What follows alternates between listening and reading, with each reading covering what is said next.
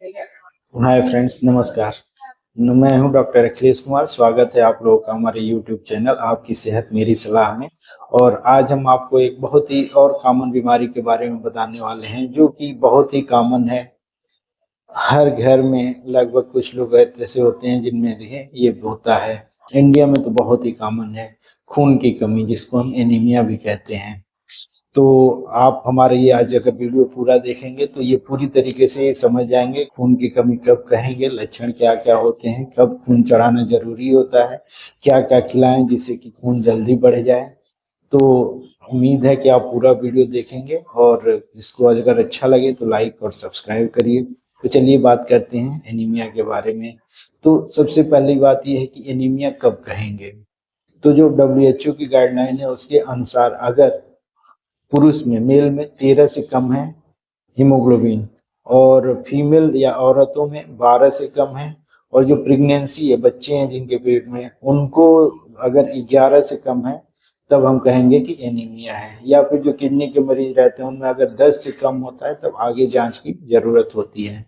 तो ये तो है कि एनीमिया कब कहेंगे। अब ये है कि एनीमिया को बिना जांच के हम ऐसे देख करके कैसे बता सकते हैं कि एनीमिया है कि नहीं। तो उसको देखने के लिए हम आँख की लोअर पुतली पे देखते हैं, जीभ पे देखेंगे, होठों पे देख लेते हैं।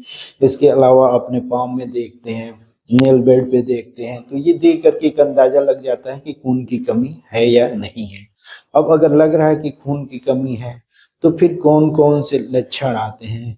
तो मरीज को पहली बात तो सुस्त रहेगा, कुछ काम करेगा थक जाएगा, घबराहट होगी, बेचैनी होगी, चिड़चिड़ापन रहेगा, नींद सही से नहीं लगेगी, भूख नहीं लगेगा बिल्कुल भी मरीज को। इसके अलावा स्प्लीन बढ़ जाएगा। अगर खून ज़्यादा कम है तो दिल की धड़कन बढ़ जाती है, घबराहट होने लगती है, सीना धक धक करने लगता है, कई बार चेस्ट पेन भी होने लगता है। तो ये सब लक्षण है जिनको देख करके अंदाजा लगा सकते हैं कि खून कम हो रहा है। और इसके अलावा अगर खून कम हो रहा है तो कारण क्या है। तो इंडिया में तो बहुत ज़्यादा कॉमन है औरतों में, इसलिए है कि एमसी हर महीने आता है, भाई उनको सही से डाइट लेती नहीं है। इसके अलावा मेल में है कि अगर क्रोनिक डिजीज कोई चल रही है तो उसकी वजह से लीवर के मरीज है, दिल के मरीज हैं, किडनी के मरीज हैं, या फिर सही से डाइट नहीं ले पा रहे हैं, या फिर पेट में कई कीड़े होते हैं तो उसकी वजह से भी खून कम होता है।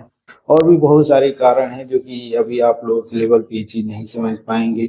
तो अगर खून की कमी है तो कौन कौन सी जांच करानी रहती है। तो बहुत महंगी कोई जांचें नहीं होती, शुरुआती जांच केवल सीबीसी कराती हैं। उसी से अंदाजा मिल जाता है कि खून की कमी है तो किस कारण से हो रहा है। तो सबसे ज्यादा जो कॉमन है इंडिया में आयरन की कमी से होता है। तो आयरन भाई अब हर जगह पे अवेलेबल है, सब्जियां हैं। तो अब अगर खून की कम है, आयरन अगर लग रहा है कि आयरन डिफिशियंसी एनीमिया है, तो उसमें क्या क्या हम देंगे ताकि खून बहुत जल्दी बढ़ जाए। तो सस्ती चीजें देनी है, महंगी चीजों के पीछे नहीं भागना है कि महंगी चीज लेंगे तो जल्दी आराम हो जाएगा। आप उनको हरी पत्तेदार सब्जियां लगभग हर जगह अवेलेबल है, जितना बथुआ है, पालक है, तो इनमें आयरन बहुत ज्यादा होता है। तो अगर साग देंगे, जो भी साग है ये सब देंगे तो उसमें आयरन ज्यादा होता है, खून जल्दी बढ़ता है। गुड़ है, चना है, भुना हुआ चना, ये सब दीजिए। इसके अलावा अगर दे सकते हैं तो अनार दे सकते हैं, चुकंदर देना है। तो इन सब चीज़ों को देने से खून जल्दी बढ़ जाता है। इसके अलावा जो आयरन की टेबलेट्स होती हैं तो वो भी लेने का तरीका होता है, ये नहीं कि जो है कभी भी ले लिए। अगर उसको हम खट्टी चीज़ों के साथ, जैसे नींबू के साथ ले तो वो ज़्यादा जल्दी एब्जॉर्ब होता है। लेकिन आयरन की गोली लेने के 1 घंटा पहले, 1 घंटे बाद तक चाय नहीं पीना। अगर वो ले रहे हैं, चाय पी रहे हैं, तो फिर वो सही से एब्जॉर्ब नहीं होता है, सही से काम नहीं करता शरीर में। पर जरूरी नहीं है कि खाली आयरन की कमी से ही खून की कमी होती है। सबसे ज्यादा कॉमन है आयरन की कमी, इसलिए हम बताएं। और ये सब आराम से मिल जाता है, आप कहीं से भी ले करके। पालक, साग, ये सब मिलता है इजली हर जगह, तो आप खा करके वो चीज़ बढ़ जाएगा। डॉक्टर आपको बताएगा कि ये चीज़ें आपको खाना है। इसके अलावा विटामिन B12 और फोलिक एसिड की कमी होती है, ये भी जो है जब बहुत ज़्यादा कॉमन है, आयरन के बाद सेकंड नंबर पे यही है। तो इसमें भी अगर उसकी वजह से कमी हो रही है तो आप इसकी दवाएं लेने पड़ती हैं। अगर ये कारण नहीं है iron, vitamin B12, folic acid की कमी का, तो इसके बाद से फिर जो है फर्दर बहुत सारी जांचें हैं जो करानी पड़ती हैं, पर वो स्टेप वाइज होता है। यही नहीं कि एक बार में सारी जांच करा लिए और फिर जो है हम ढूंढ रहे हैं कि क्यों खून कम हो रहा है। और एक बहुत ही कॉमन चीज है कि खून कम है तो खून चढ़वा दीजिए। भाई जरूरी नहीं है। हर मरीज को अगर सिम्टोमेटिक नहीं है, बहुत जरूरत नहीं है, डॉक्टर को डिसाइड करना रहता है खून चढ़ाना है कि नहीं। ये नहीं कि आया मरीज को खून कम लग रहा है खून चढ़वा दिया। नहीं, बहुत सारी बीमारियां होती हैं जिसमें कि खून बिना चढ़ाए ही दवा दीजिए धीरे धीरे खून बढ़ जाता है।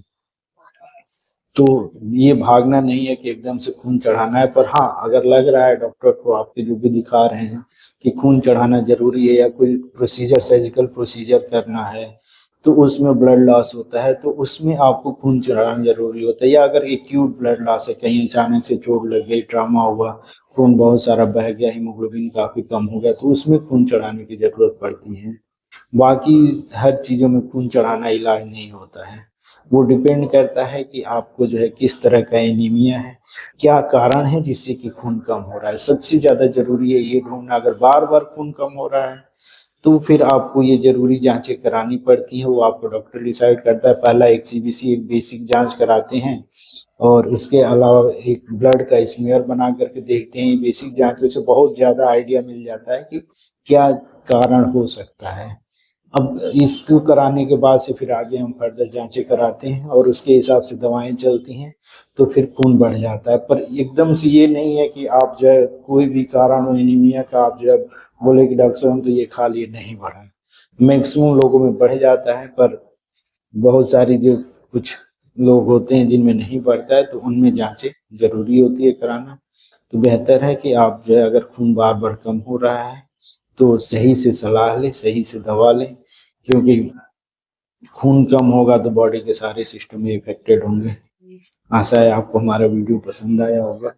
अगर पसंद आया तो लाइक करिए, सब्सक्राइब करिए, मैक्सिमम लोगों में शेयर करिए। नमस्कार।